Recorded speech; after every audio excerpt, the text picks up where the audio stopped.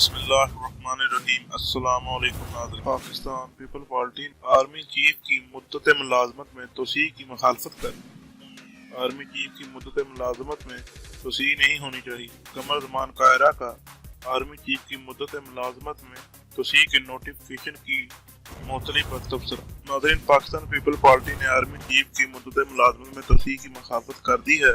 Pakistan people party کے رہنما قمر زمان قاہرہ نے army chief general Qamar Javed Bajwa کی مدت ملازمت میں توسیع کی نوٹیفیکیشن کی معطلی پر تبصرہ کرتے ہوئے کہا ہے کہ آرمی چیف کی مدت ملازمت میں توسیع نہیں ہونی چاہیے۔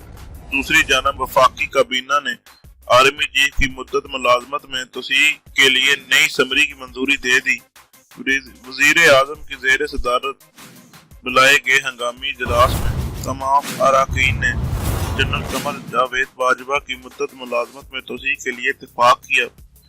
سمری منظوری کے لیے صدر مملکت عارف علوی کو بھجوا دی گئی۔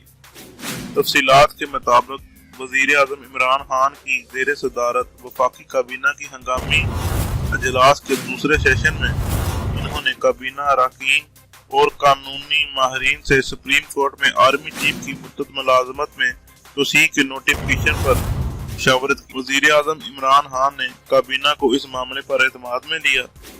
اس دوران کابینہ کے تمام اراکین نے آرمی چیف کی مدت ملازمت میں توسیع پر اتفاق کیا اور اس حوالے سے نئی سمری کی منظوری دے دی گئی۔ آرمی چیف کی مدت ملازمت میں توسیع کی نئی سمری منظوری کے لیے صدر مملکت کو بھجوا دی گئی ہے۔ ذرائع نے بتایا کہ کابینہ ارکان کا کہنا تھا کہ آرمی چیف کی مدت ملازمت میں توسیع کا اختیار چیف ایگزیکٹو کے پاس ہے۔ آرمی چیف کی مدت ملازمت میں توسیع کا فیصلہ کشمیر اور سیکورٹی صورتحال کو دیکھ کر کیا گیا۔ آرمی چیف کی مدت ملازمت میں توسیع کابینہ کا متفقہ فیصلہ ہے۔